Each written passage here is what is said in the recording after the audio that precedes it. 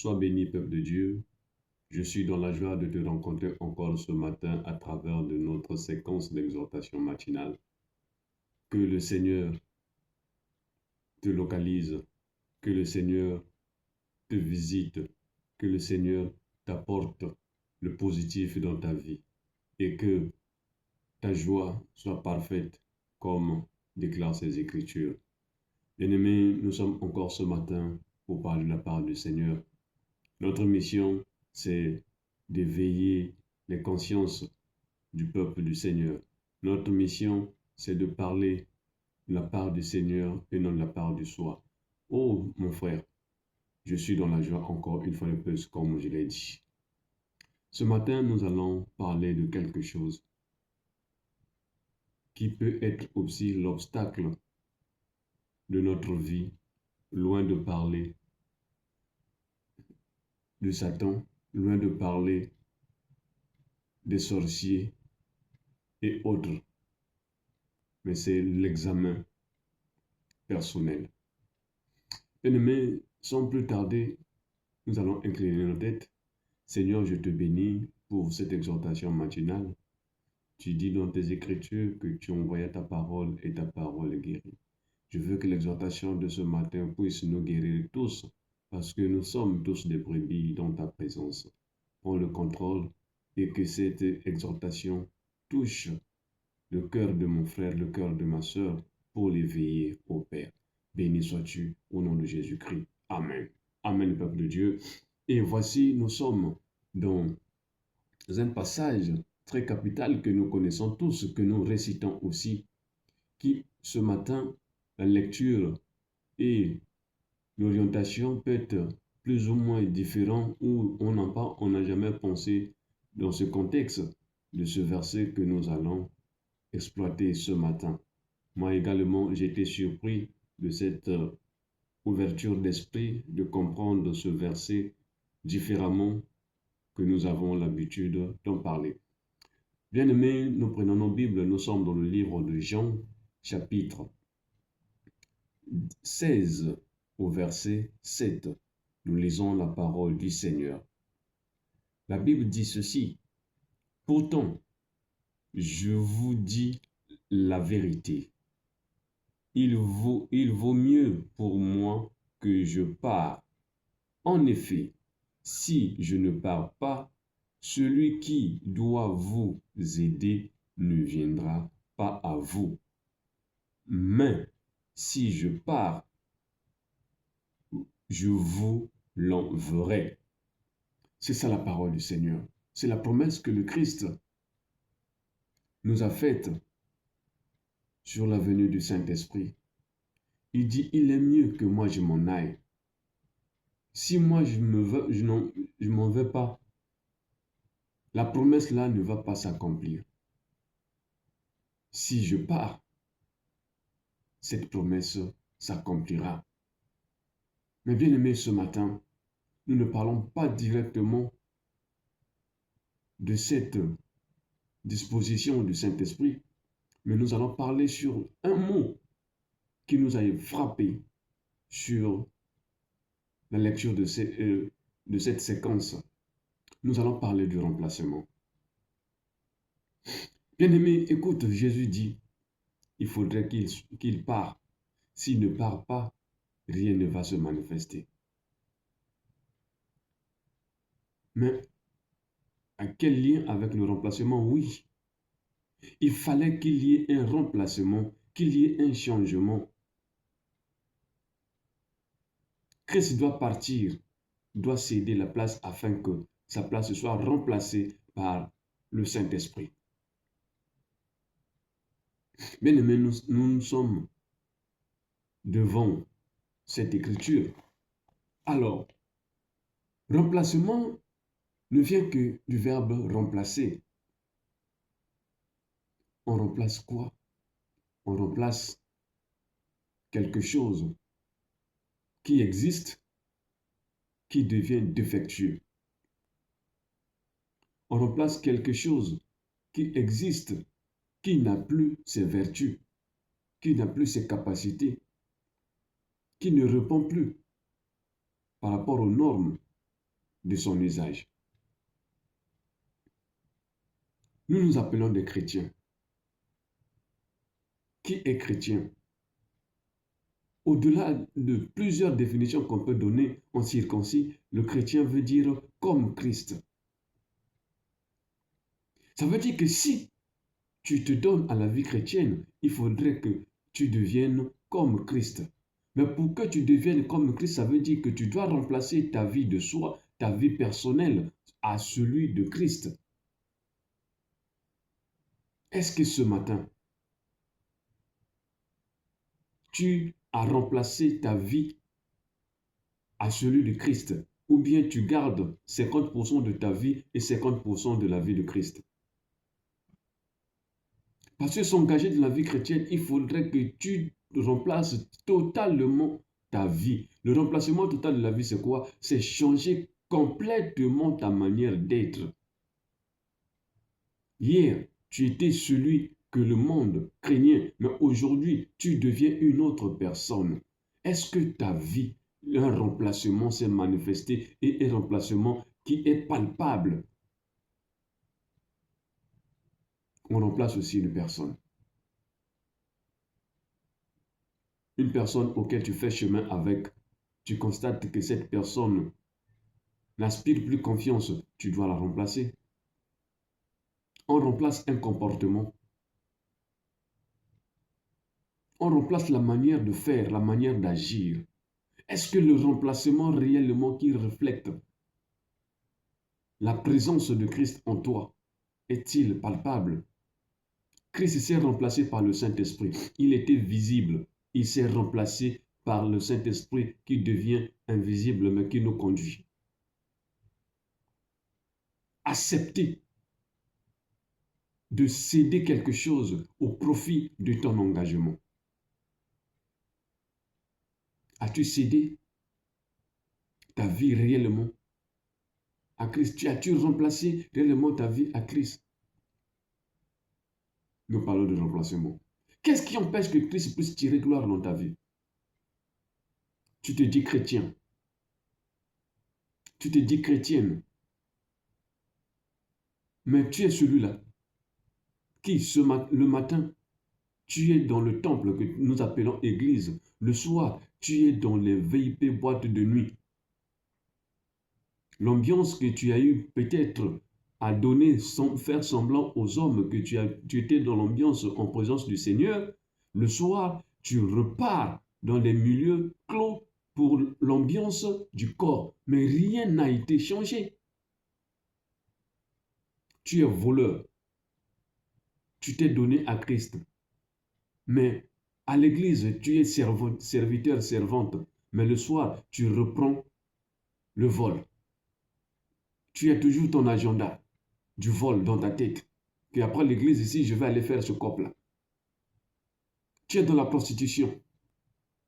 Le matin, c'est toi qui chantes Nabala Yesu Namote Manangai.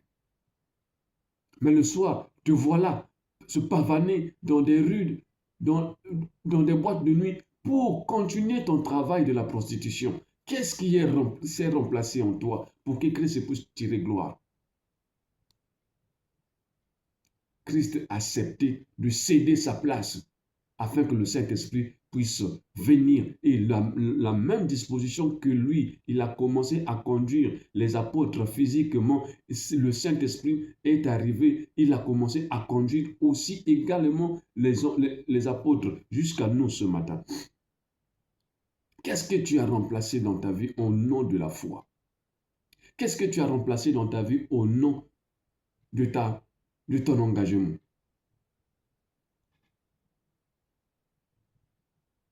Même le monde nous a donné les adages qui dit on ne peut pas manger les œufs on ne peut pas manger l'omelette sans casser les œufs. Pour que tu aies l'omelette dans ton assiette, le processus demande que les œufs soient cassés, quelle que soit la beauté des œufs que tu as. Ça doit être cassé. Qu'est-ce que tu as eu à casser dans ta vie pour remplacer la présence du Seigneur. C'est ça l'un des éléments qui nous empêche d'avancer, l'un des éléments qui empêche le Saint-Esprit de se manifester grandement, parce qu'on ne s'est pas donné. On se donne avec réticence. On se dit, si j'abandonne ça, si je remplace ça, qu'est-ce que je devais devenir? Ce n'est pas la parole du Seigneur qui dit, ne vous inquiétez pas de votre lendemain.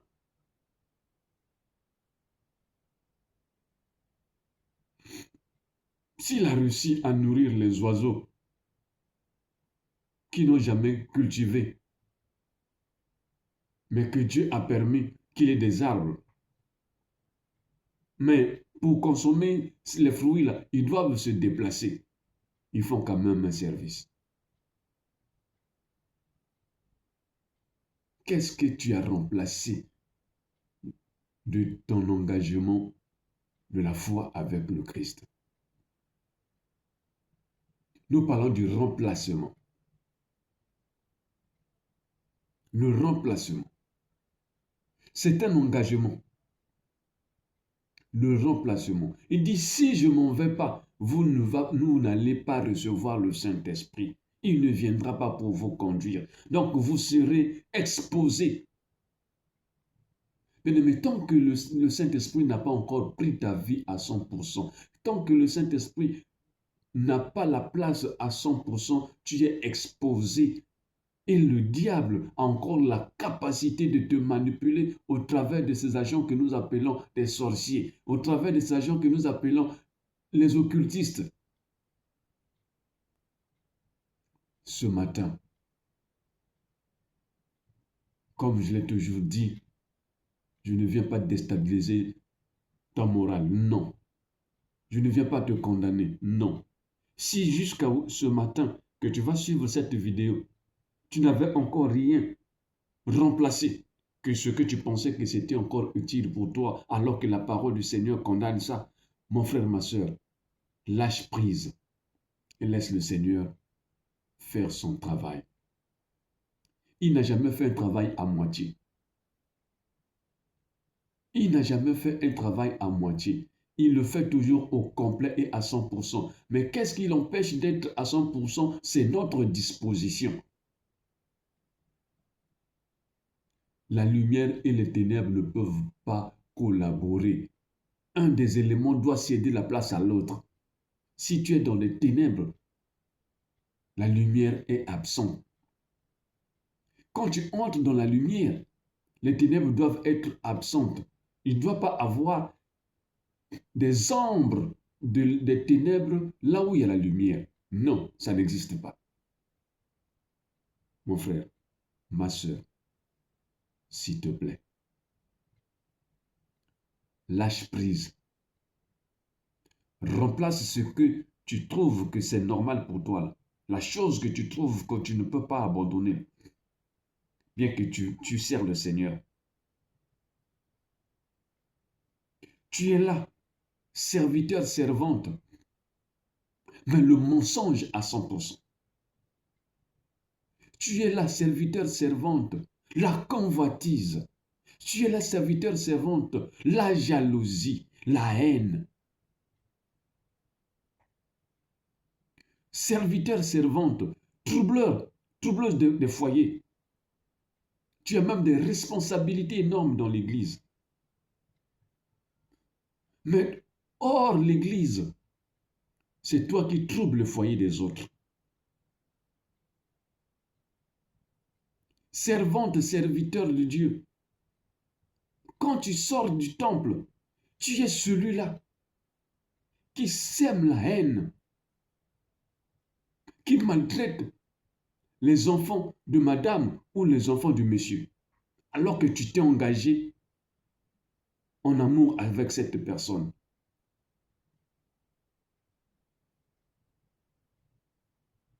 Quand tu t'es engagé avec cette personne, tu ne savais pas qu'il avait des enfants? Remplace le mal pour le bien, afin que le Seigneur puisse tirer gloire. Bien-aimé, ce matin, voici cette petite pensée que nous avons tous reçue du Seigneur, que nous venons partager. le remplacement pour refléter l'identité de Christ. Parce que si le remplacement est total, mon frère, ma soeur, le témoignage que tu vas dégager sera plus grand et plusieurs viendront au Seigneur. Si même dans ton entourage, monsieur n'arrive pas à se convertir, c'est parce que tu n'as pas encore remplacé tout ce qui est anormal face à la parole du Seigneur. Si madame ne s'est pas encore convertie, doute de ta foi parce que tu n'as encore rien remplacé. Tout ce qu'il a constaté de négatif en toi existe et ça fait déjà des années que tu es là, serviteur, servante de Dieu. Prédicateur de la parole.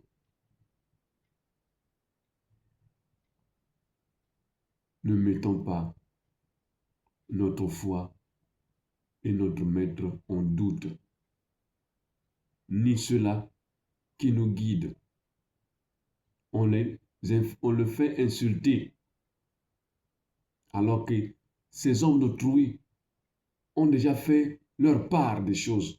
Mais vous êtes restés renfermés dans votre position.